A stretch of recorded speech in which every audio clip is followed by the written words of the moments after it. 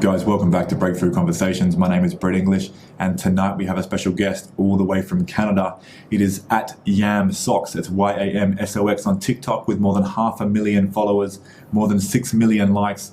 This man, the only way I could describe him would be if Jesus Christ and Isaac Newton had a child, it would be this guy. The way he describes mathematics, metaphysics, and spirituality is so freaking beautiful and is absolute magic. So stick around, watch the whole thing. You guys will absolutely love it, and this will blow your mind and expand your consciousness like never before. At Yamsox at TikTok, get on it. We'll see you soon.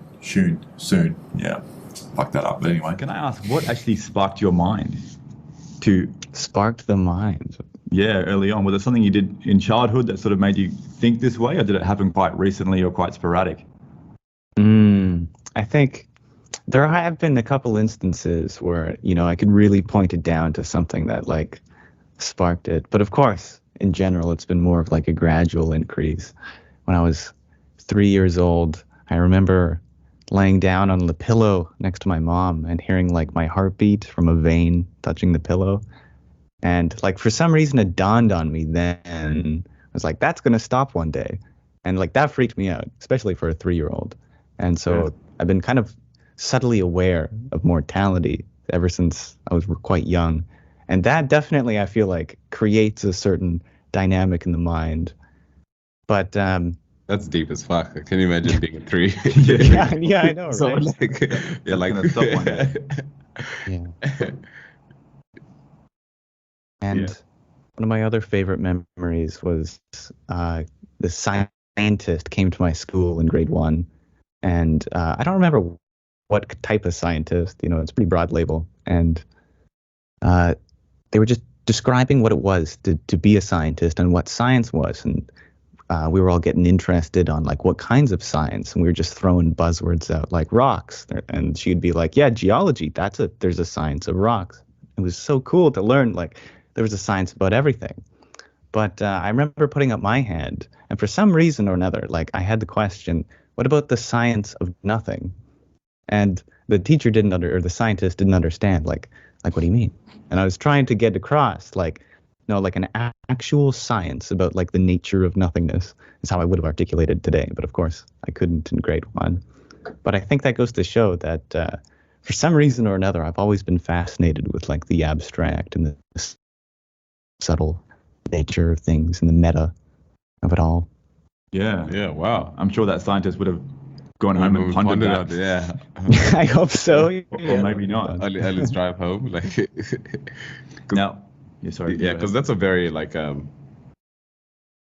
it's a very interesting question to ask a scientist. You know what I mean? Because I think when it comes to at least the scientific realm, everything is always all about is very attached to the material realm. They don't really think about anything beyond that.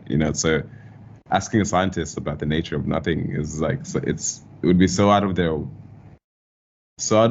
realm of kind of it's not understanding. It's just kind of it would be so out of the ordinary because they would have never pondered that. They would have never taken the time to just be okay, all right, holy shit, what is the science of nothing? That's well, science is typically about things. yeah, exactly. Science is all about the material. We haven't really delved into the kind of science that Tesla was kind of trying to touch on. I think he was the first person to kind of touch on that deeper frequency level of science, but we kind of just shunned that. And I think that's where we need to get to, and I think it'd be interesting to see where do we go with that. And at 3 years old, when you were having that thought, this is gonna stop one day. Mm-hmm. I wouldn't ask how it changed your life, but what impact did that have on you? Well, it got me thinking about death. And death is such an interesting object of meditation because you focus on death, a lot of insights arise. At some point in my life, eventually that led to another big moment. I was outside. I was staring at the moon. And sometimes I have conversations with the stars just for shits. It's very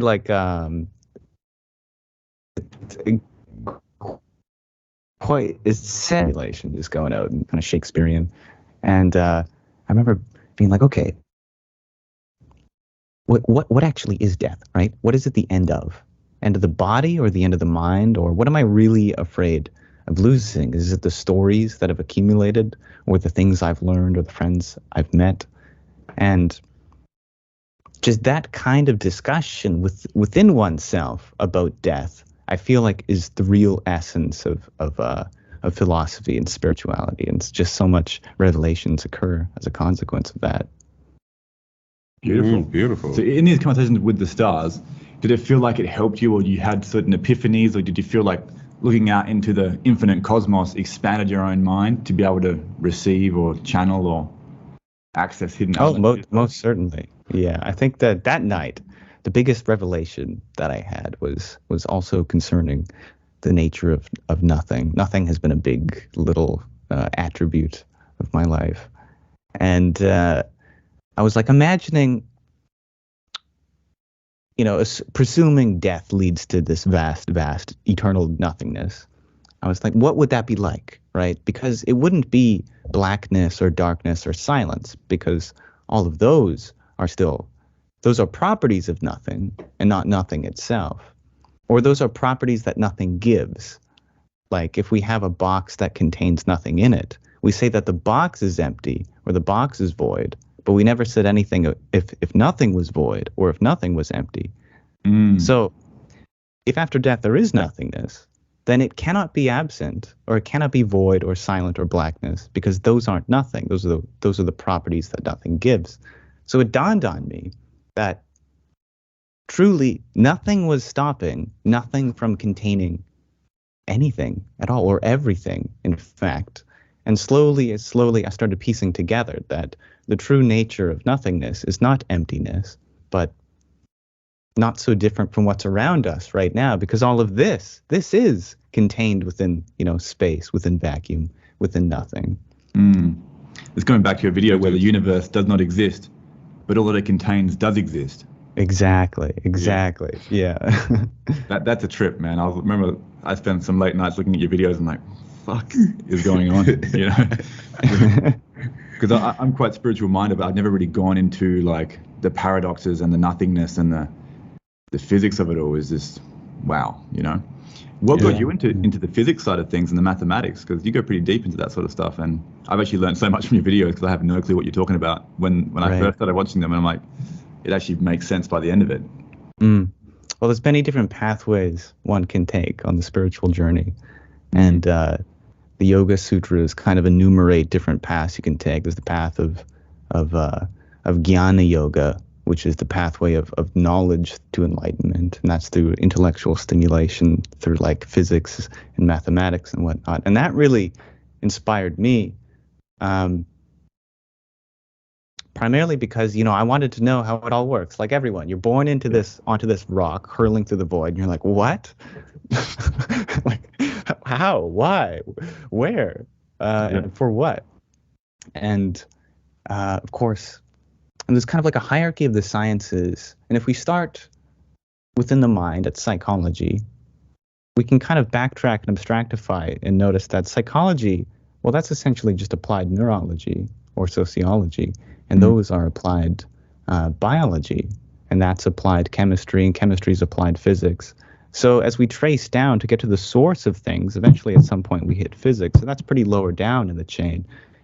Physicists are searching for a so-called theory of everything to describe all the interactions in the physical world. And so that really sparked a curiosity in me that physics was so deep down the ladder. But one can go deeper. All of physics is described by what I call the language of the universe, or as most people call it, just mathematics. And so, of course, that's a deeper route. And that is built upon logic. And logic is built on philosophy, and then we kind of loop again. We started at philosophy, and we ended at philosophy. Yeah. I'm starting to see why, because I remember Plato, with all of his new recruits and students, the first thing he would teach them is mathematics, not philosophy, just to have a foundation. And I never really understood why, but now I'm sort of understanding as seeing your content. It's totally different. It's different to what I'm expecting. Yeah. Yeah, I think like I think it was kind of like a similar route to me. Obviously not to the same depth as you, but like when you start kind of delving into like at mathematics and very superficial physics, it starts connecting things on a very different level. You know, like going from like just going just from the physical to like going down into like atoms and all that stuff, and like how it all connects. It's interesting. You know, it makes you ponder. I think it was I'm not sure if it was Donald Hoffman. No, Donald Hoffman was a neurologist. There was a physicist who kind of found binary code in the structure of the universe. So it's just like, holy shit, is this the Matrix? Like, it kind of like added on to like the whole Matrix theory a little bit more. Yeah, like the whole holographic theory a little bit. And so what did you find around like mathematics and how it kind of structures the universe? Binary. Fractals, yeah. It's funny you mentioned binary because like that's exactly it. It's such a fundamental thing, the concept of like zeros and ones, truthums and falsums. Like it's the simplest object besides something that is one, because you start at one, you get two. Yeah. But in order for really science to be done, you need multiple things, and the simplest quantity that is a multiple is two. And of course, the reason that's important is because science is the study of like hypotheses and quantification. And you only ever need to query or to quantify things if there exists a possibility for multiplicity. Because if we query a set of selections and there's only one object, well, we'd never need to question because we already know the answer. But if there's multiple objects in a collection, then that's when a question is important, because then there's a choice. So the simplest choice that could be made is between two things, between a binary choice, with a 0 or a 1, a yin and a yang, the duality at the heart of it all. Wow, that's insane. That's, again, never thought about it like that. Never thought about it like that. Yeah. And you've mentioned that all knowledge or infinite knowledge already lies within us. Sure. How do we access that knowledge? Is there any shortcuts to this, or is it old-fashioned hard work? I think my favorite way of describing the universe is set theory, which describes everything as collections of things and collections of collections. And that's a surprisingly powerful tool, so surprising, in fact, that so powerful that it's literally beyond infinite. Like the amount of possible combinations you could make with the concept of just sets and collections and things containing other things is literally beyond infinity. It's like beyond finite, but also beyond infinity. So because of that, it could represent anything and everything, including the universe. But the very essence of a set or a collection is nothing but like an acknowledgement. If I say like, hey, I've got a collection of shoes, all that really is a certain like envelope of awareness, an acknowledgement of those things. And every set within those sets are also acknowledgements. So secretly, set theory, and used to describe all of mathematics and the universe, is really a theory about how many ways awareness can combine with itself, how many ways we can combine acknowledgements and our awareness to knit together various things. And so when one puts it in that perspective, when the essence of all of the universe can be described in terms of awareness only, then of course we have the power to understand literally any aspect or truth about the universe, because we have awareness. And this awareness can combine with itself in a beyond infinite number of ways to access anything that you desire. Beautiful. I love the way you articulate things, man. Yeah. So you can break down vast concepts to explain it to a child, aka myself. Yeah, we're all children. To grasp that. Can I ask you what your thoughts are on the Bible and what you think the Bible originally was written for and made to try and express? Yeah. I know in modern times, a lot of us see the Bible as kind of this like tool that was used to oppress. And certainly it has the power to do that. But I think deeper down that shows the true power of there's a certain like energy to religious texts because they inspired like not only millions but billions of people for thousands of years. So there's something very archetypal about the stories in the Bible, and truthfully, I think they're quite profound, but very easily misinterpreted. And I think the reason that the Bible, especially, can be so misinterpreted is because, thousands of years ago, when we had discussions about philosophy, we didn't have like the proper words to describe very complicated mechanisms or very intricate or subtle. So we had to use metaphors. Like today we have the word consciousness, but back then we could only describe it as like the breath. Like that's like the word for soul and spirit comes from the word breath. And so when we go to translate those old words today, we do a great job linguistically translating it, but we forgot their original meaning. Oh, now we're talking about breath and dividing the waters from the waters, but it was all a metaphor for philosophy because we just didn't have the words that we use to describe today back then. Wow. Well, what are some of the biggest misinterpretations that you've seen in the Bible that you'd wish to correct? I think my favorite is like the first line. Yeah. And probably the most important line, Genesis 1:1. In the beginning, God created the heavens and the earth. And I could go on forever about that. I'll keep it short and sweet though. But I think the biggest change I would make is that the Hebrew word, because the earliest version we have of it is in Hebrew on the Dead Sea Scrolls. And the Hebrew word for create is more accurately translated to discern, or like just an acknowledgement of a difference. And the words for heaven and earth come from the old words for like the elements, like water, fire, air, and of course earth. Earth is the earth, unsurprisingly. But heaven is in Hebrew is like it literally translates to water, air. So when we make those, when we plug in those back into the first line, we get that God discerned between water, air, and earth. And of course, I imagine the creation of the universe, the first things that didn't exist was air, water, or earth, because those are pretty complicated. These are more metaphorical and symbolical.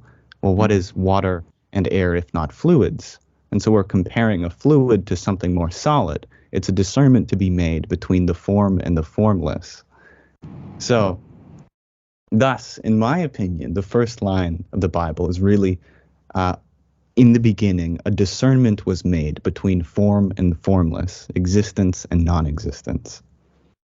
Would that be the creation of the elements as well, like discerning the elements, like ether being the heavens and earth being the actual earth? Or sure, yeah, but in a more metaphorical way. Yeah, that's beautiful, man. That really hits the Bible in such a better way than what I've been used to. Yeah. How would you, I think so too. Yeah. How would you connect those, the physics and the context of the Bible in sort of that context? In the beginning, God created the heaven and the earth. How would you explain it to someone in the most simplest way, kind of connecting science, physics, and the text itself? Sure. I think we have a very similar explanation for the universe according to our current theory, which is cosmological something. It's a fun acronym that is our formal theory, which is essentially the theory of the Big Bang. And in its most distilled form is essentially that all things were one, the singularity at the beginning of the time. We have four fundamental forces now, but back then they were all unified as the grand unified force, and all of space and time were indistinguishable. It was just so infinitely homogeneous. The universe was nothing but a zero-dimensional point. And exactly what happened after doesn't particularly matter, but what did happen after is that there was a separation between everything, that we had a non-dual state of existence at the beginning of time, and then suddenly that changed into a dualistic existence where things can be differentiated from each other, and we have objects instead of a subject that was the singularity. Wow. And do you think that was represented by the Big Bang? And what are your thoughts on the Big Bang? Is that I think it's pretty. Of course, there's a lot of kinks to iron out. There's exactly how quickly it happened, or to what extent, and what time scale we have disagreeing measurements on. But we're pretty confident that, or physicists are, that at some point in time, all of the world lines between all the objects in the universe, they overlapped, and at the same point and at the same time. And so I do agree with that premise, that there was kind of a local start to time. nice? Nice. And Yeah, going back to the discernment in the beginning, and your video on heaven doesn't actually exist. Yeah. How would you sort of break that down or explain that to like a Christian person, or trying to say, look, heaven doesn't exist? It's actually Yeah. I probably wouldn't say that because you know, that's I wouldn't want to break anyone's paradigms down. But in fact, it's a really good thing that it doesn't, because it becomes more real. And when I say that something doesn't exist, now I don't mean that it's not real. I just mean it's just not an object, because objects are what comprise existence, but subjects are what comprise non-existence. And I think there's this direct correlation between this concept of divinity or God or higher power and the concept of non-existence. I think there's a one-to-one correspondence. We look in, we ask a physicist, a pretty skeptical physicist, you know, what came before everything? Well, you don't have to be a physicist. You could just, well, nothing came before everything, like by definition of the word everything and nothing. Well, that's interesting then, that nothing came before everything. And a theist would tell you that God came before creation. And so there's kind of a one-to-one correspondence here between creation and everything, and a creator and nothing. And of course, if heaven is the kingdom of this God, the place in which it comprises, then namely the place of nothingness is nowhereness, it's non-existence. And that's not to say it's not real because it doesn't exist. It's just not an object, unlike every other object in this universe. It's just not a thing. When it's nothing, it doesn't mean it's not. It's just not a thing, right? Yeah. 100%. Do you believe in, or what is your concept of a creator or God or source consciousness around those lines? I think the pantheistic view is quite appropriate, to assume that the creation unto itself is the creator. Where God is in everything, God is in nature. Is that pantheism? Right. Yeah. Okay. When we have, like, say, an artist and art, they kind of define each other. There is a closed loop, and the only real distinction between an artist and art is within the mind. And so for one to assume that God is separate from God's creation, well, again, that's like the distinction between an art and an artist. It's a distinction only within the mind. I love that, because it reminds me of Michelangelo's painting where God is in a brain reaching out to Adam with the finger. Oh, I love that. Yeah. That's the first thing I thought of when you broke that down. Can you tell us about the cosmological constant? Of course. Yeah. That's a classic number. I think it's about like 0.9 something. But it's like it holds the power to the fate of the universe.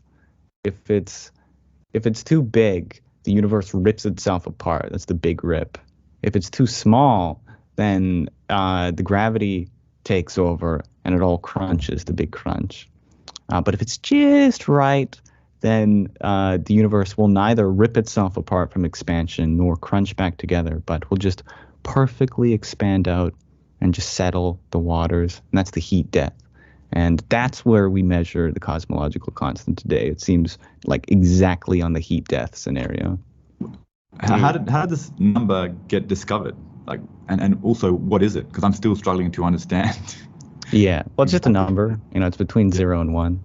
But but we can measure it by checking, like, of course, when we look out into space, the further we look out, the more time it must have taken for that light to reach us, because light doesn't travel instantly. So when we do look out further into the past, we see that galaxies were closer together, which is crazy because we expect the universe to be infinite. So how was that infinite space smaller, just a smaller infinity kind of thing back then? But that's a tangent. And essentially, that constant is just a reflection of the difference between how small the universe was previously and how big, or I guess a better word is sparse, how sparse it is today. So are we kind of measuring the rate in which the universe is expanding? Exactly. Yeah. Yeah. And it has to be perfect. And is there a possibility that, depends if you believe in the multiverse theory, but is there a possibility that that number is so perfect that if every potential multiverse has its own specific number that's perfect, or that's just a number that has to be perfect in every multiverse? Oh, that's a good question. Yeah. Truthfully, I don't know the answer to it, but it is like nearly exact for this universe at the very least. Any deviation and the universe would have an end, which is quite interesting, because where it is right now, it doesn't seem the universe has an end in terms of time. Yeah. What are your thoughts on the multiverse theory? Well, it's beautiful, of course, especially taking into consideration the interpretations of quantum mechanics, where every choice like spawns another reality. I mean, that could a parallel universe or alternate timeline. They're essentially the same concept, but psychologically or philosophically, I think it's critical that we take more attention to whatever universe we're in, of course, which is less exciting. But I think it is like a really important physiological consequence to take it into account. That are we imagining a universe beyond this one because we're like uncontent with this one, or we want to believe in a purpose or a greater reality outside the self? What's wrong with the one we're in? Yeah. I get that. But like if I'm not sure how I would view this. It's more like I think how many dimensions are needed in order for an atom to be stable? I think it's 12. Oh yeah, that's in string theory. That requires a couple more dimensions. String, bosonic, and Higgs. Oh yeah, but like through the understanding of like dimensions, wouldn't there also be a possibility that through these dimensions we are able to have alternate dimensions in an alternate universe? I guess is the question. In some sense, yeah. But the problem with that is we kind of use the word dimension in two ways. There's the way that we use it in like movies and video games, where it's kind of like another realm, so to speak. Yeah. But we also, but the formal version of dimension that a physicist or a mathematician will use is less magical and then like another realm. It simply means like an independent degree of freedom, and we have 3 independent degrees of spatial freedom in our universe and 1 independent degree of temporal freedom, or the order of causality of freedom. And that's why we say we have 3 dimensions of space, 1 dimension of time. And together they're 4D. But that's only taking into account if we're only talking about degrees of freedom when it comes to space and time. But we can have other degrees of freedom that are more abstract. And for example, like literally basically any aspect of life can be a degree of freedom. Like how happy are you on a scale of 1 to 10? That's a degree of freedom. So there's a dimension of happiness there. Oh, yeah. And I think that's what connects like the mystical side of using the word dimension to the physical side is literally speaking, like happiness is its own dimension. So is pleasure and pain and all the emotions. Yeah. Interesting. And what do you, kind of going back to death, what do you think happens when we die? If we do go into nothingness, do we like go into another dimension? Do we kind of go into another life? Is it like what are your thoughts on it? What happens after? Well, I love, as above, so below. The mutually opposites infinities seem to be equivalent. The alpha and the omega, negative infinity and positive infinity, behave like identical. In fact, they're probably much like negative and positive zero. It's the same number. So similarly, if we map such a scale to like a human life, I think the beginning and the end are not so different. And we can see this when it comes to imagining what we were before birth. Well, we weren't, right? We weren't anything. So we went from nothing to something. And it was kind of two scenarios. Either you go from something to nothing or something to something. If we go from something to something, then there's no problem there. Great, we still are. But if we go from something to nothing, even then that leads to something, because if we went from nothing to something to nothing, we can kind of visually represent this. We go from nothing to something to nothing. We're back where we started. And the reason we're back where we started, and they're not two different nothings, is because if they were two different nothings, then there'd be something to compare about them. So one of them must not be something, or must be something, because you can only compare somethingnesses to other somethingnesses. Nothing cannot be compared with itself. So any nothing that happens is the same nothing. So we go from nothing to something to nothing, then that's already a loop. We've entered a sort of cyclical reincarnation. So either after death, we lead to something, or after death, we lead to nothing, then to something. So either way, it ultimately leads to something. Something. Okay. Yeah. And what are your thoughts on like your having a soul and how the soul links to like your mind and living? Yeah. I love the word soul. It, of course, as I kind of mentioned, the soul and breath kind of came from the same word. And those were really early words for consciousness before we had the word consciousness. And today, quite a few people have forgotten that, especially the people that it matters. Like a lot of psychologists don't believe in a soul. It's like, you joking, right? Because the soul literally means conscious, and you study conscious. You've forgotten what the word soul means. Anyway, but yeah, precisely that. When it comes to the soul, the consciousness, the essence of our identity and what makes us alive today, I think it is safe to say, in fact, I would posit, and I know it is safe to say that continues after death, because it is not a thing. It's not an object, but the subject to whom which objects occurs. As this experience of consciousness we're having right now, we are not an object, but a subject to whom which objects occur. So upon death, all of the objects within it will kind of return to the water, so to speak. From our eyes, we'll see the vision of the world fade into darkness and our sound fade into silence. These objects within our consciousness will fade back into the void in which it came from our eyes. But the consciousness lives on because it's not a thing, and thus nothing can be taken away from it. But we can inflate the mind for consciousness, and the mind is not consciousness, but the mind is the mirror upon which we see the reflection of consciousness. And so if we imagine all of space and time being nothing but, let's just call it the field, the great universal field of the universe, the vacuum, the void, which all things reside within.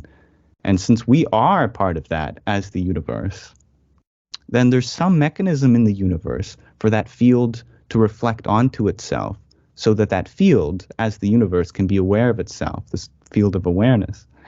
And so it's not that consciousness is any object within that field, but is the field itself. And the mind is like that mirror upon which the universe can see its own reflection.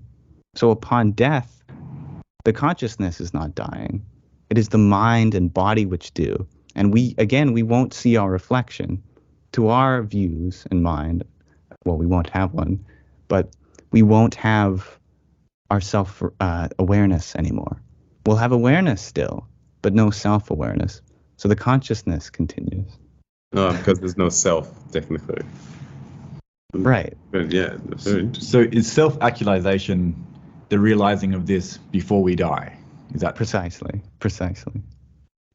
Makes a lot of sense.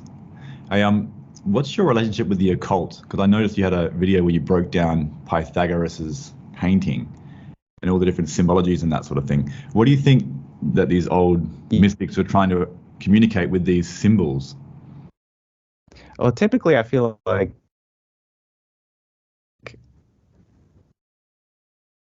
oh,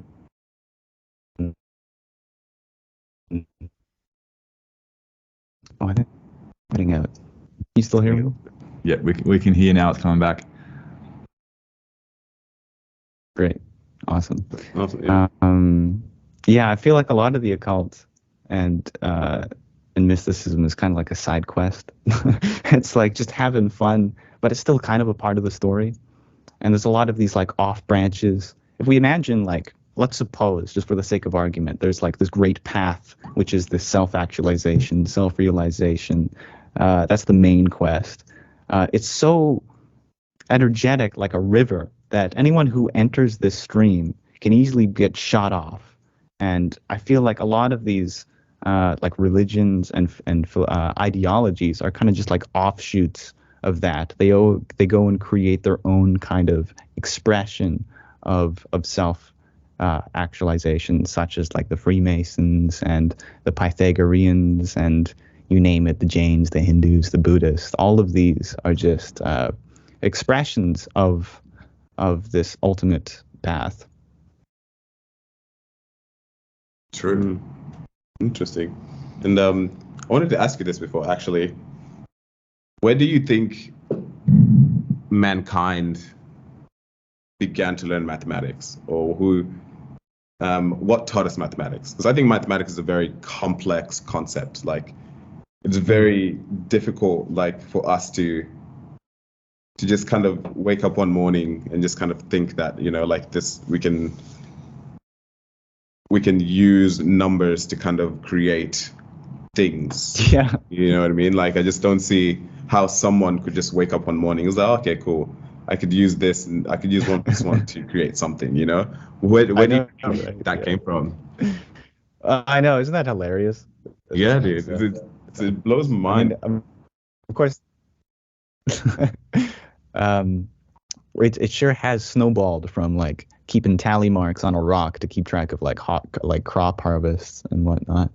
Yeah. Now we're like calculating the volume of sixth dimensional hyperspheres and with different laws of physics. It's like I don't know what the use of that is, but yeah, it's very strange how we have this like mechanism within us to understand reality through like symbol manipulation, because that's essentially what mathematics is. I think Terence McKenna talked about this, which is that language and mathematics as a whole is kind of like the synesthesia, like a correlation between one thing and another, where they might be separate things, but we symbolize one with another. We symbolize the set of sounds that is tree with what tree represents, the physical thing or the archetype of which.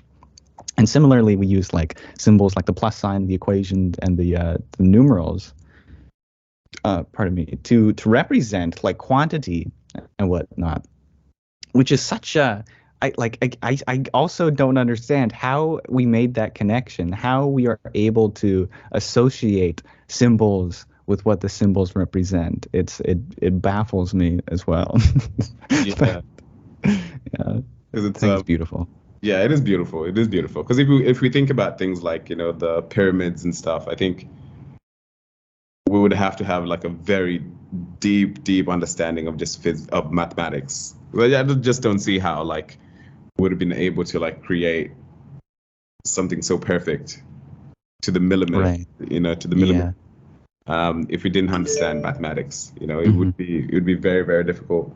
What are your thoughts on like the pyramids? Who do you think created them, and where did they come from? And then why do we have so many so many similar structures around the globe pointing at the exact same place in the cosmos, or similar place? Ah. I mean, there's so many things to point to. Like, if I made a big statue in my backyard that was like of a material that could last thousands of years, I think someone would come along and look at it and be like, "Oh, look at that! It points to Orion or whatever." But of course, any direction that you point, there is a star. That's true. So I'm not so certain that there is a real big significance to the pyramids. That said, I know a lot of people do believe there is, and I think that's important that a lot of people do, because that shows me that there is this this pattern of thought which has existed around the globe, transmitted through society for thousands of years, that there is some significance to the pyramids. There is this deep archetype within us that wants to believe that there is some mystical power, and that itself, whether or not that represents a real truth about the pyramids or not, the very fact that there is that underlying belief about it, I think, is what makes them magical, and a sort of very, very real.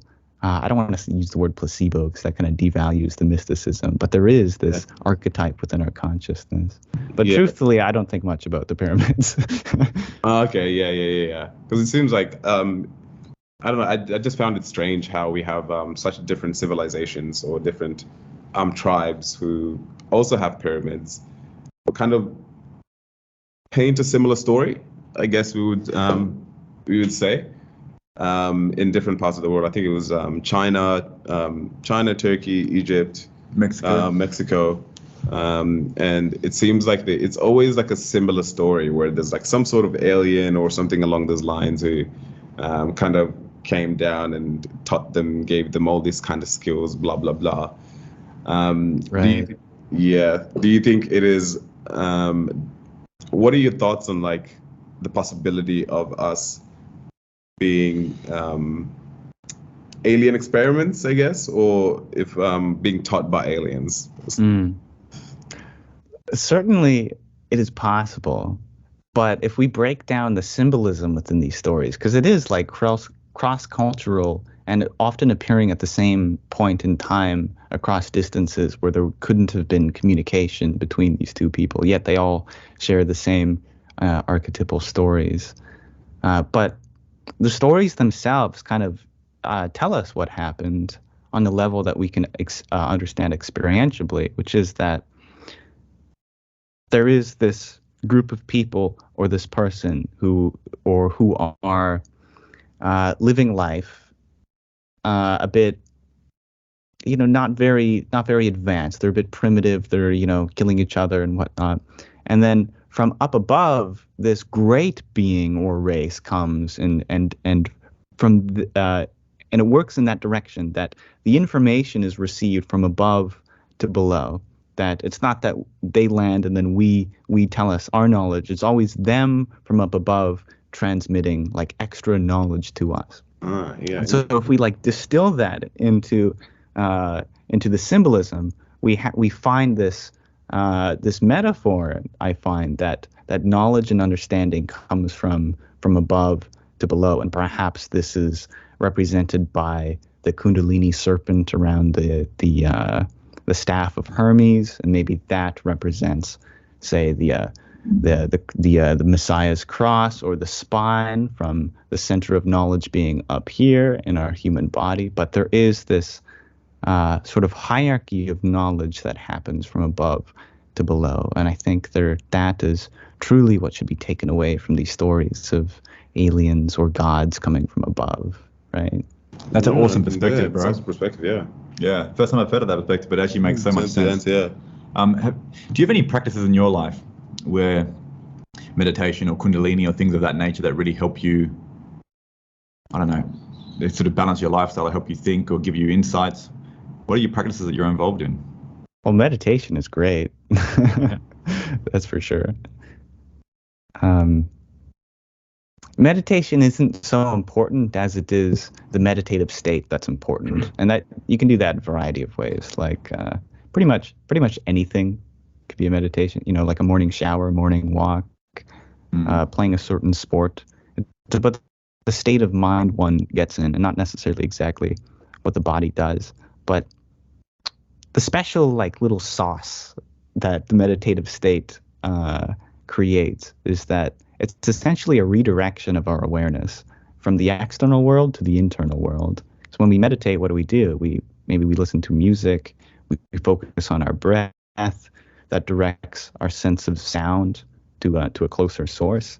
We close our eyes so that we're no longer seeing at the external world, but the back of our eyelids and the visuals that are being pasted around by our consciousness.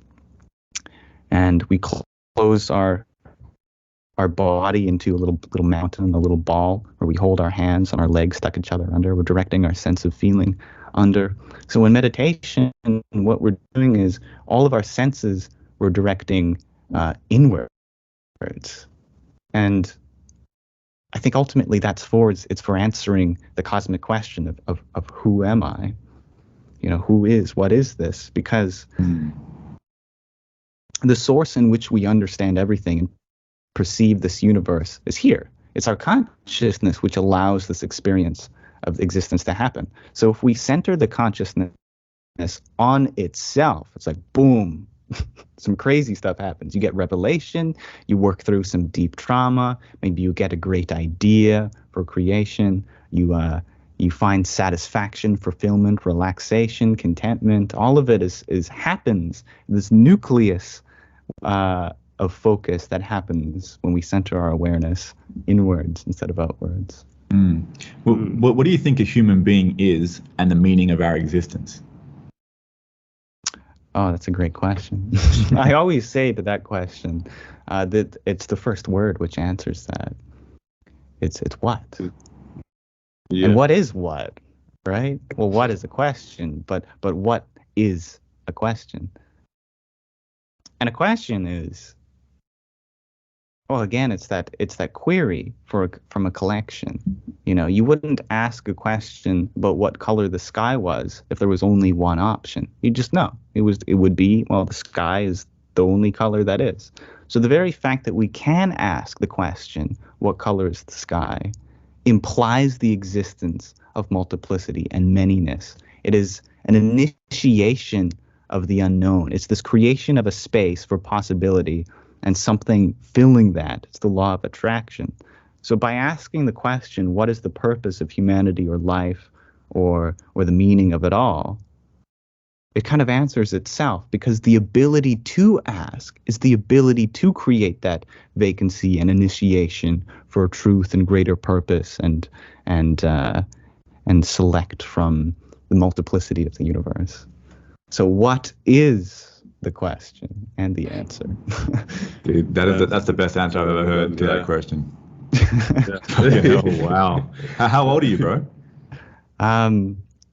I love this question. I find it really interesting for some reason. Like, the atoms within my body, of course, are 13.7 billion years, and the DNA comprising me is millions to billions as well, and the concepts pervading us as humans have been being grown through society through tens of thousands of years, and but we start counting at birth, which is funny because why not any of those other times that also constitute our being? And so if we are counting from birth, then I've completed about 20 revolutions of the sun, or about 630 million seconds. Wow. 20 years old. That's awesome, bro.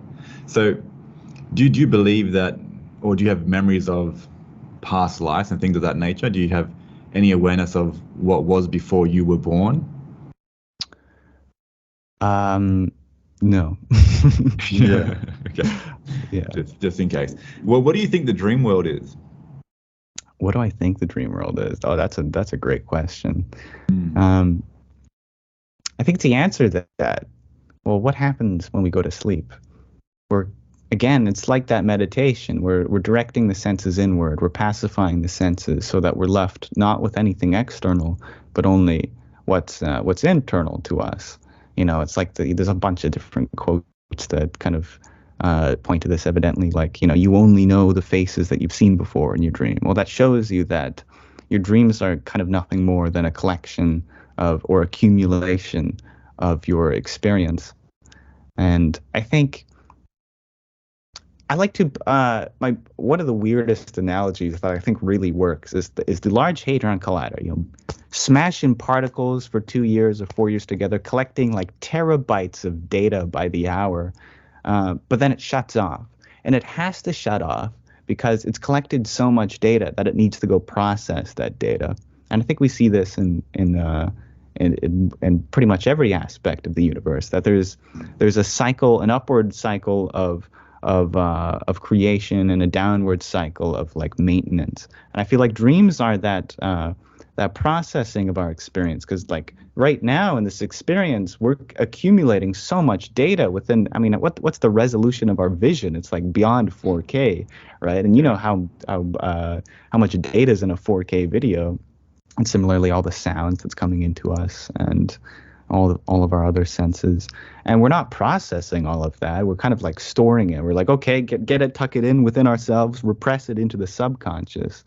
But it's still there because it arises in our dreams. We have fears that arise that have come from our childhood and whatnot, these experiences and data that we've accumulated. So I feel like the dream world is like accessing these fears and these patterns of thought that have been working their ways within our subconscious, and it's kind of like the warehouse of our consciousness. Wow. Yeah. Do you believe that in dream state or in the dream world we're traveling to a different dimension or place, or is this a fully internal thing somewhere in the subconscious? Well, from our perspective, it's not like we're going anywhere. It's like it goes to us. And that's actually the premise, of course, of Einstein's relativity. Is the apple falling to Newton's head, or is Newton's head falling to the apple? Yeah. And you cannot say for certain that it's either. But what we can say for certain is that to the apple's perspective, Newton's head is coming towards it. Similarly, from our conscious perspective, we're kind of seated in the same place. We've always been in the same place. But like a video game or a top-down game, it's the game which moves around the camera. And similarly, in this day-to-day life, when we're walking around the house and stuff, it's just kind of just feels like it's the house which is like rotating around you, and your body's adapting to it. And likewise, waking state and dream state kind of take place in the same part of our vision, the same part of our conscious experience, that we see the universe taking place in the space when we're awake, but then it kind of transition or changes form from our perspective into the dream world. So they kind of take place within the same space, and we're not really traveling anywhere, but the objects within it are. It comes back to the whole, like, everything's an illusion. It's just our consciousness interpreting information in a certain way. Yeah, sure. Yeah, that's a great interpretation. Interesting. Yeah, man. Yeah. One of your videos, you talked about the monster and something called the E8 or Leech Lotus in the 8th and 24th dimension. I have no idea. I can't remember all of it. Yeah. But what is this monster and this E8? Well, they're shapes, but they're like really cool shapes. Like a triangle has 3 points and exists in 2 dimensions. The monster has it's like 88 octodecillion points and exists only within 200,000 dimensions. 200,000 dimensions. Is there what you probably like see when you do like shrooms or ayahuasca or something? Hey, honestly, like it probably That's what it pretty sounds accurate. like. Yeah. I think there's a MIT did a lecture recently about how psychedelics and DMT specifically kind of activate fractal patterns and this expanding of space into something that looks like hyperbolic space with a lot of symmetries. And that is exactly what you expect the E8 or the Leech Lattice or the monster to look like. They're highly symmetric. So perhaps indeed that is what we see on psychedelic experiences. Which I think have you ever done psychedelics or things of that nature? I've done it a couple times. Yeah, I never had sincere hallucinations. It was definitely more of a headspace. But yeah. Okay. Well, what did you take? I've taken psilocybin, magic mushrooms, of course, and LSD a few times. That was it. Nice. Yeah. Also, for me, marijuana itself is like really psychedelic. So I would also consider that personally. Psychedelic, yeah. Have you ever had like an out-of-body experience or like a conversation with something that's spiritual that's not you, or anything like that, or is it mainly just your thoughts in these psychedelics experiences? I couldn't say that it'd be like an out-of-body experience or like another entity, because both of those I feel like are very like dualistic notions. To be out of the body assumes that there is a separation between one and the body, and like another entity also assumes that there is a part of you which is not, which is communicating.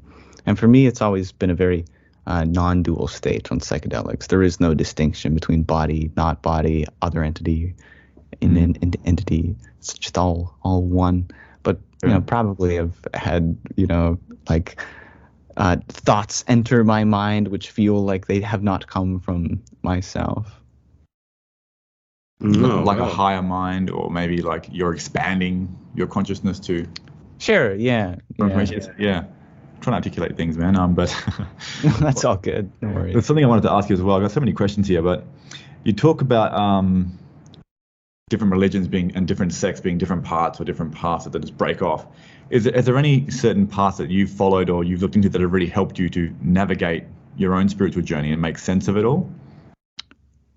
Well, mathematics has been a big one, which I think is probably a little surprising to a lot of the New Age community. But truly, I think all of them, of course, are quite beautiful, and I've been on many. There seems to be a certain pattern in which it all leads to. Like, I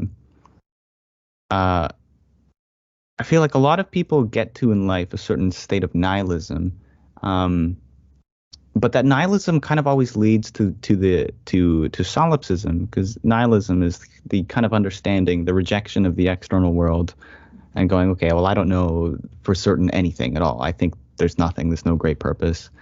But that leads to something, and always almost the same thing. Nihilists usually always become solipsists, because the solipsist goes, it's not just nothing. You're forgetting something. You're forgetting one thing you know for certain, which is you're here. You don't know what it means to be here, or who you are, or what you are experiencing, but there is an experience of you that's happening. And I think that's where philosophy, that's like a bottleneck of philosophy, kind of eventually leads to a sort of nihilism, and then nihilism leads to a solipsism, and that solipsism is kind of like this bottleneck which sprouts into spirituality, because spirituality, I mean, just linguistically, is the abstraction of the spirit, and the spirit, of course, as we talked about, is the old word for consciousness, or the essence, the sense of self. And so if solipsism leads one back to the sense of self, that is what I know for certain, then we've sparked off the literal the definition of spirituality. And that's which sparks the other isms. That I feel like that leads to Buddhism, that leads to Jainism and Hinduism, and those kinds of Eastern practices. They are a creation as a result of the bottleneck or the flow of philosophy from the external world back to the inner world. Enough, yeah, I get that. Yeah. That's awesome, man. Yeah. I had like 3 questions to ask you, but I lost those 3 questions when I was listening to what you were saying, and now that's okay. I'm in a state of like contemplation so deeply about the notion of spirituality. That was just so beautifully done. Yeah. Wow. In terms of like, obviously we have like billions of planets, and I think the probability of us not having interacted with some sort of like extraterrestrial race is very, very little. Mm-hmm. What do you think there's a possibility that they would have communicated with us already, or they are communicating with us? And what impact would they have possibly have had? I feel like the chances get a little lower when we take into account how young the universe is. One of my favorite and most convincing arguments of the Fermi paradox is that we're on like the first generation of planets like ever. Because we've had 3 generations of stars, roughly. Not every star is the same age, but the first 2 generations couldn't produce planets, and we're on the first generation of planets. And there's expected to be like tens of thousands, if not trillions, of generations of planets and generations of stars, and we're on a 3rd generation solar system of the 100 trillion generations of solar systems that will be. So it's actually like insanely nuts of how young we are in the universe. If there is expected to be civilizations across that whole timeline of the universe, then we're in the first like 0.000000001% of all the civilizations that will ever be. We may just be one of the first ever. But truthfully, even though we are only the 3rd generation planet, again, there are a lot of planets. Yeah. And so that all makes the percentage a little higher. But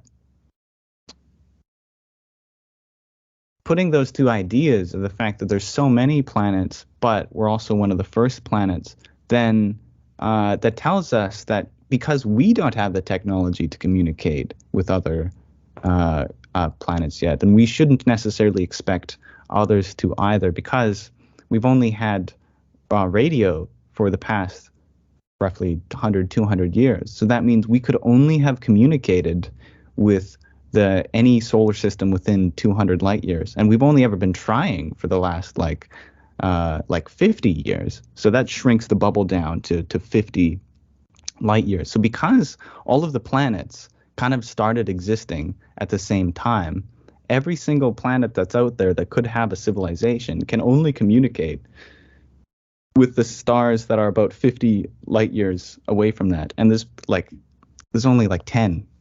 There's only like 10 solar systems within that range. And so now the chances of communication are like 1 in 10. So that is a little depressing, but I think is the best resolution to the paradox. Yeah, interesting.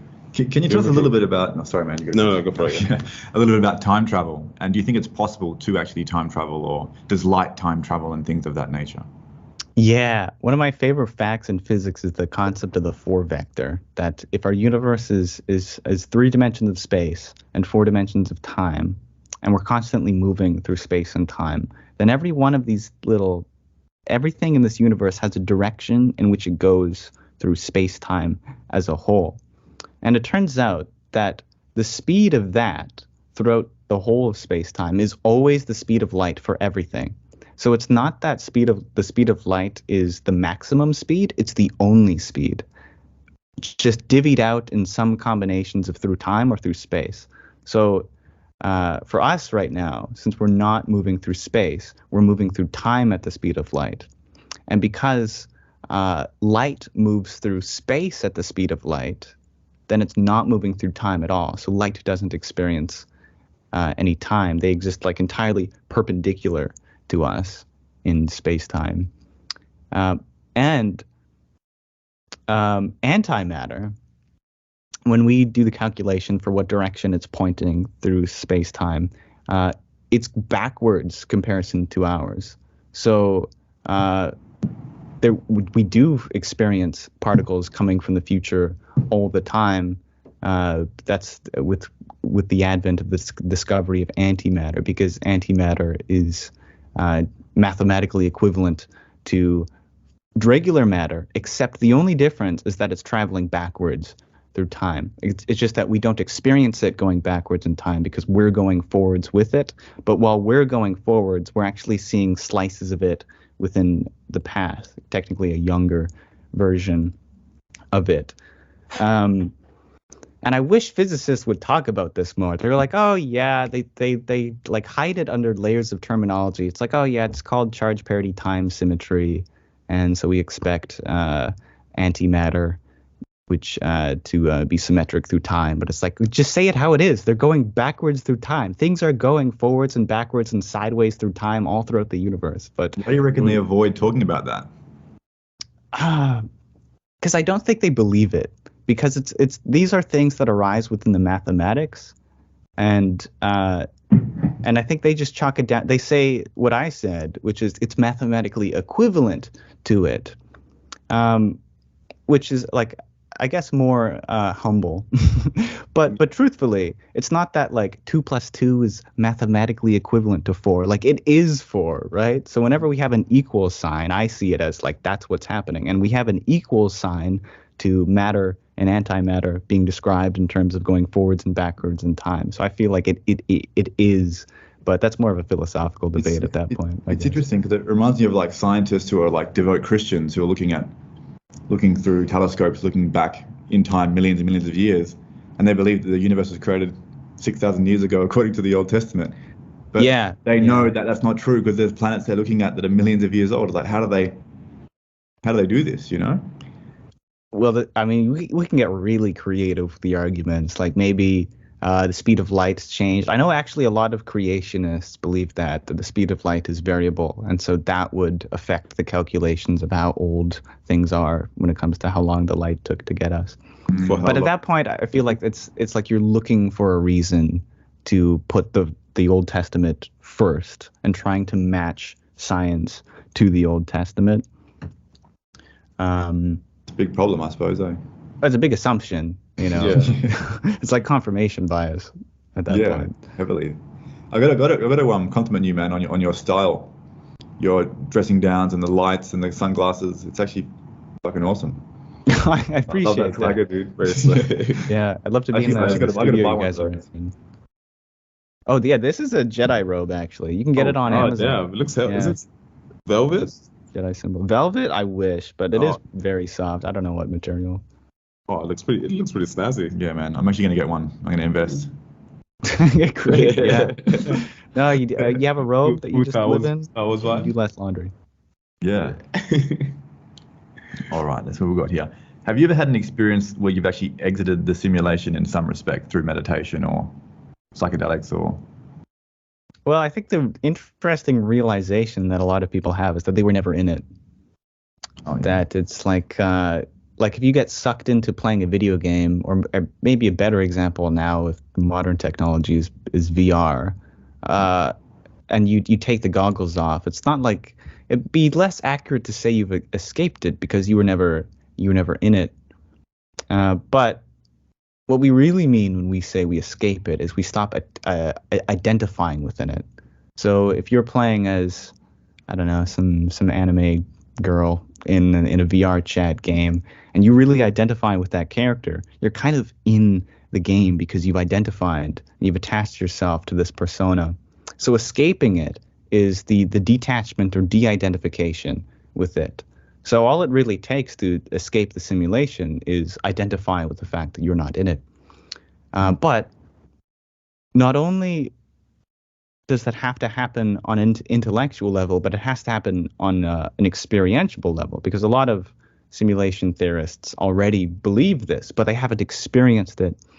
And I think the best way to experience it is to notice that in your surroundings right now, in this conscious experience, all these objects within the room are objects within your experience, within your consciousness right now. Not because they're actually like within it, in your brain. They're just within this field of consciousness are the objects of this experience. And because you are the consciousness and not any object within it, then that means it is the world which is contained within you. So there's nothing to escape because you're already the outermost layer. That's true. If all these objects in our surroundings, are internal, why do they cost money? why do we have to pay for these things, Right? Yeah. I'm like, do you reckon it's like our beliefs that are shaping this world, like that I have to pay, or can you break down this illusion that we're living in to suit better your needs? Yeah, if I think Like manifestations and things like that. How much power of the mind do we really have over our reality? Oh, I've so much power, but Yeah. I don't think we want that power because it's the limitations which kind of which make it interesting. Like we call someone creative if they have the ability to think outside the box, but in order to think outside the box, you must first be confined to a box, right? True. Like my favorite thought experiment is the one if we gave an artist everything they wished for, every type of paint, acrylic, oil, you name it. You gave them charcoal, you gave them every type of weighted canvas, you gave them a big warehouse of all the supplies and an infinite amount of time for them to create stuff. You open the doors, you push them in, you get them experienced or aware of all the things they now have, and you tell them, go create something. That'll be the hardest decision that artist has ever made, which is crazy because that's kind of what we want to pursue, the things we want to do. We want the tools to do them. But as soon as we have all the tools to do them, we no longer have a box to think outside of. And if we take that same artist and we put him in a garage and we give him maybe just 2 watercolor brushes and we tell him, I want you to paint me what you feel like envy looks like, he'll probably start right away. It'll be a much easier decision. So similarly, although we are in our identity, the universe, not even in part, but in entirety, we limit ourselves consciously for the sake of art, for the sake of creation. And so if we don't have the power over something, then that's because we don't want it. We want to be limited for the sake of overcoming it, or for the sake of art, or for the sake of fun. Beautiful. So there's definitely a higher part of ourselves that we're not fully communicating with, that is making decisions beyond our control for us to sort of enjoy or create. Certainly. Yeah. The mind will have trouble understanding this because the mind is lower on the hierarchy. But because the mind is the highest in terms of its awareness, then it won't be able to understand what's above. And that's where a lot of us get stuck upon this concept of a higher self. We don't believe in it, not because we don't experience it, but because the mind cannot experience it. And so the mind tells itself, it's like, oh, I'm the mind and that's it. And we, which are the higher self, we are the higher self. It's not separate from us. We hear the mind tell itself, I'm the mind. And so we get confused. Like if I had someone in my company named Jerry, and Jerry was always telling me I'm an astronaut, and he would remind me with every chance I got, be like, hey, I'm an astronaut. Guess what? I'm an astronaut. I'm an astronaut. Eventually, hearing that for so long, I'd start to think I'm an astronaut because the words within my consciousness would constantly be replaying, I'm an astronaut. And it is true that Jerry's an astronaut. And it is true that I'm constantly hearing Jerry tell me that I'm an astronaut. Similarly, it is true that the mind is the mind. When I say the words, I'm the mind, it's true because the mind is the one who said that. But our true selves, beyond the mind, hear this and get confused with it. And they hear the mind tell itself, I'm the mind. And we start to identify it with it. Damn. How would you link that to the law of attraction? Oh, the law of attraction is beautiful. Yeah, correlate with the law of attraction. Mm-hmm. I think, imagine a soccer field which was infinite, or it doesn't have to be infinite. Just imagine a soccer field out in the open, and there's a soccer ball somewhere on it, and there's a hole on the field, and there's wind. So we have a soccer field. It's windy. There's a hole somewhere on the field. And there's a soccer ball. After some time, we should expect the soccer ball to fall within that hole. The law of entropy, things eventually lead to lower energy states. We dig a bigger hole, one more so fitting for the soccer ball. We should find more likely that soccer ball to eventually fall in that hole. So although I come out into this big field and I might not know how to get the soccer ball physically, I can prepare a vacancy for it so that it can be fulfilled by it. And I think the law of attraction is not so different on the level of the mind. We create a vacancy for something, and by the laws of Newton's second law of thermodynamics, we should expect vacancies to be filled. Nature abhors vacuum. We've been taught this since a kid when we see holes shaped in a star, and we have our little star shape and we fit it in.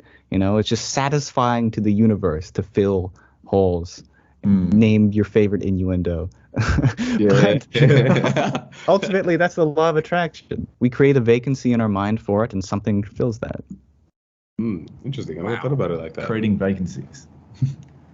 Right? Yeah. And how do you prevent the ego from kind of getting in the way of that? You can't. Really. But fortunately, somehow or another, there are these kind of patterns of thought which we communicate through each other through either sharing of videos or sharing of conversations, which work our way around the globe through communities and whatnot. And who knows where these patterns of thought come from? But there are certain patterns of thought which are liberating, and they liberate us when we hear them. Eventually, someone will come up to you who has received this pattern of energy, and they're in a good mood, and they want to relay that onto you, and they tell you, like, hey, you look beautiful today. You look very distinguished, and I'm really proud of you, and you are exactly where you meant to be. Who knows where that pattern of energy came from? Maybe it was created by them, or maybe they're just passing it on. But it's those natural forces which flow throughout society, which are what causes cessation to the ego and causes a settlement of the mind. And so it's not ourselves which produce these patterns, but we're simply receptacles for them. And we simply must wait until they pass us by again. And that is when the ego leaves for a while or returns to the background. Yeah. And how would you define the ego? The I. Whoever you think you are, that's your ego. Okay. Whatever sense of identity you have, that's the ego. So would you say the I and the ego and the self are separate, or the ego is the self? So somewhere on this phone, there's an ID number. There's actually a couple different IDs. You could consider the phone number, the ID, the model number, or the software number, or the you name it. There's a bunch of like identification codes associated with this phone, but none of them are the phone itself. Yet they identify the phone. Similarly, with this like body-mind complex, we have a bunch of like identities which each identify this system, but are not the system itself. So our name identifies us, but it is not us. Who we think we are identifies us, but it's not us. Our occupation, everything we attach ourselves to are like little concentrations or symbols of us, but these symbols are not us themselves. And so the self is the whole system, but the I is like the symbol which represents it. Beautiful. Man, that's a very well. Do you have time for one more question? Oh, of course. Yeah. Okay. Because what do you think a black hole is? And I remember seeing a video where you were talking about a sun existing within a black hole, or am I misinterpreting your video? Yeah. It's the old quasi-star. Yeah. So is that possible? What is a black hole, and how would a sun even exist within one? Like, do you have any ideas on this mathematically or through your research? There's so many ways to explain a black hole, but none of them are like ever satisfying.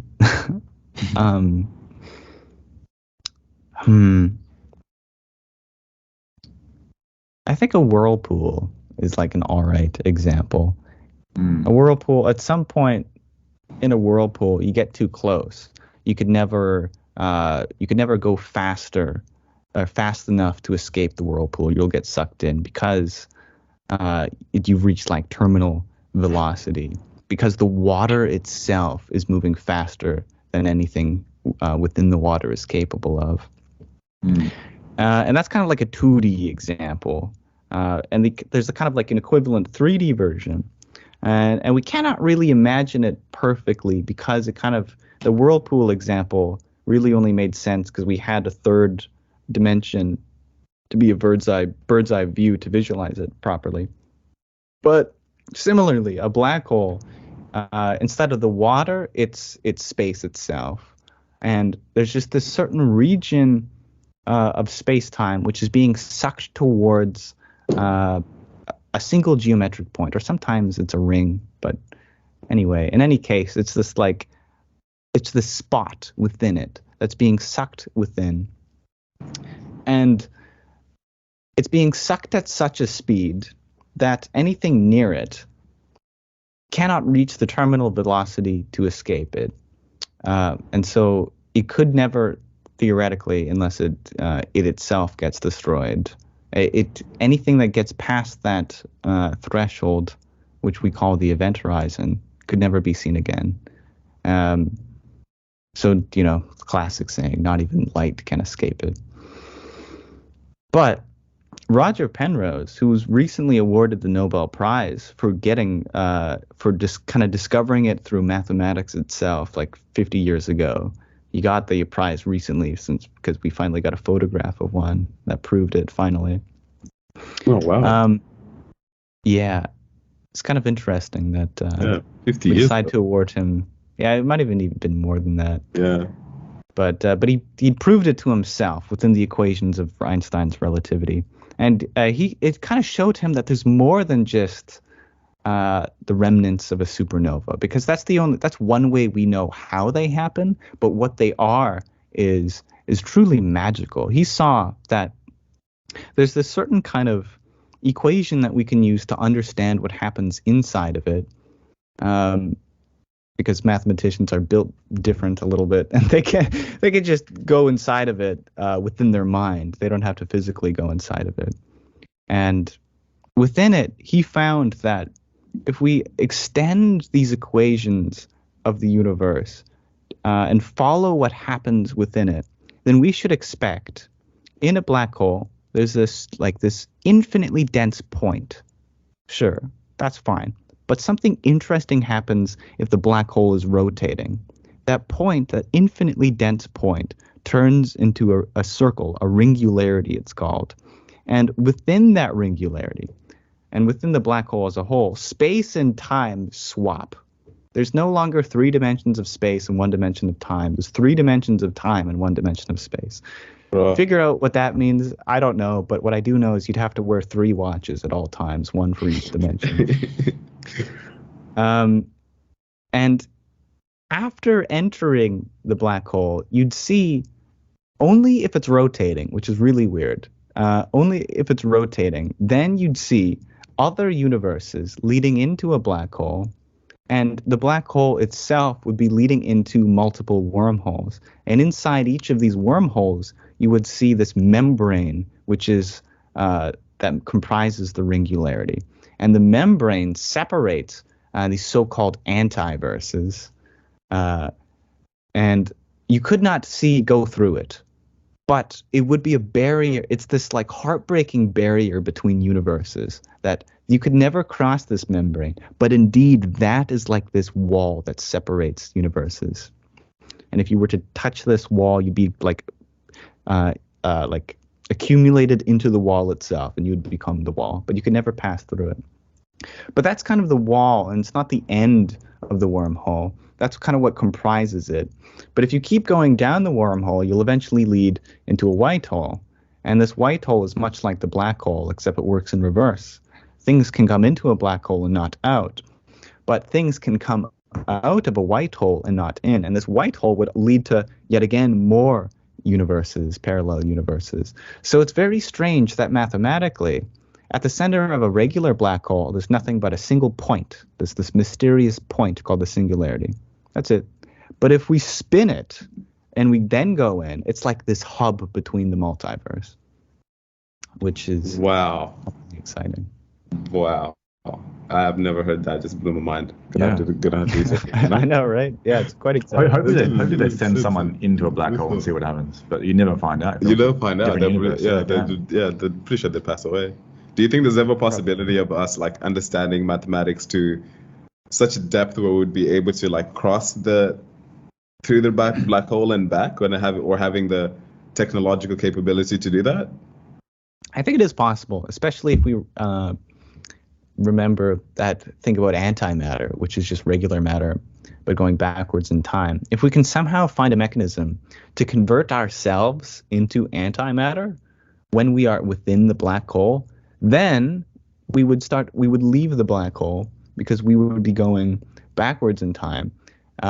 Thus, we can't escape the black hole because, according to the universe, even though to our perspective we're going out of it, because we're going backwards in time, it's as if we were going into it further. So we can kind of take advantage of the fact that antimatter is going backwards through time in order to escape one. I think that's the only possibility to actually escape one. So that therefore mean like the only possibility for us to travel to other galaxies would be to utilize antimatter in some way, some form. I think so. Yeah, that's the whole concept. The wormhole or the warp drive ties into that. You need something exotic like that to take advantage of. Yeah. Because otherwise, if the only limit is the speed, if we can only travel at the speed of light, we would never be able to get there. It would take thousands. Of years. Yeah, it's surprisingly slow, the speed of light. Yeah, which is quite interesting. Damn, you're gonna go look into that. For someone starting on their journey in mathematics and spirituality, were there any books or people you'd recommend to follow or buy or purchase to really go down the rabbit hole and spark the mind? Well, on the assumption that there is this great truth to uncover, or multiple truths, or no truths at all, whatever natural mechanisms allow the universe to exist, they should be universal. Like, this concept of universal truth is universal because it's all pervasive. It's omnipresent, such as why we associate and personify truth with God. And one of the attributes of God, we say, is omnipresent, which means he's found within everything homogeneously. And so because of that, we should expect to find truth in everything, within any book you pick up. But most importantly, you do not even need an external object at all. All of it should be within you, because you are the universe. Thus, any secrets of the universe should be baked into your being by being the universe. So I probably wouldn't recommend a book or a movie or anything. If anything, I'd recommend an empty one so that you can write your own. That's good, yeah. Needed a round of applause. That's dope. I love that. Do you write a lot yourself? I don't actually, which is funny. Yeah. I'll buy you a blank. Oh, beautiful. Okay. Now there's one question I forgot to ask you, and that was chaos theory. Yeah. What is chaos theory? Chaos theory is beautiful. That's what it is. Chaos theory is the reason we can't predict the weather accurately after 7 days. We have a 1 week forecast, and after a week, it's like, okay, maybe we can say there's a 10% chance of rain. Even on like today's forecast, we can only have a percentage chance of rain. And of course, like we just can't take into account like every single particle of the atmosphere, because every single particle is like significant, which is what makes chaos theory beautiful. Is it tells us that when we have a system where everything's so interconnected that a tiny change of anything creates change in the whole system, then every part of that system has this like power, equal creative power. No one is insignificant in this, and the atmosphere is like that. A single atom will change the forecast. A single atom changed 1 millimeter to the left will make next week's forecast completely different. Maybe there'll be a tsunami somehow through some chain of events. And I think chaos theory, it's called chaos theory because it's such a system is called chaotic when you can't predict it, or you would require like super conscious level of understanding to be able to take into account all of that level of self-interaction. So we call it chaotic. But chaos theory is how we produce fractals, because fractals are inherently self-symmetric, self-interacting kind of algorithms, which produce these beautiful imagery like the Mandelbrot set and like ferns and trees, and the universe itself is a chaotic system. And so I think chaos theory is the study of all that, the study of when you have self-interaction, and that self-interaction sparking beautiful dynamicism. Beautiful. And where can people find you? On social media and things like that? Anything you got going on or coming up or creating at the moment? Well, you can find me at Yamsox on TikTok, YAMSOX. I also have a website that I need to pay for. Due date's coming up today, I think, which is yamsox.ca. And there I have my links to all my social media and all of my projects. So that's kind of the hub for it. Beautiful, yeah, dude. Thank you so much. Yeah, that was incredible conversation, man. Yeah, just gonna go thank fly you. in my You guys have great questions. Yeah. I'm still spinning. I'm spinning out for at least a few weeks now to bring this down. I feel like I've leveled up in quite a tremendous way. So I'm so glad I get to share this with my audience and with the world and see where it takes us. Yeah. Oh, that's beautiful. Yeah. Thank you for having this with me. No worries at all, brother. Oh man, so grateful, bro. Yeah.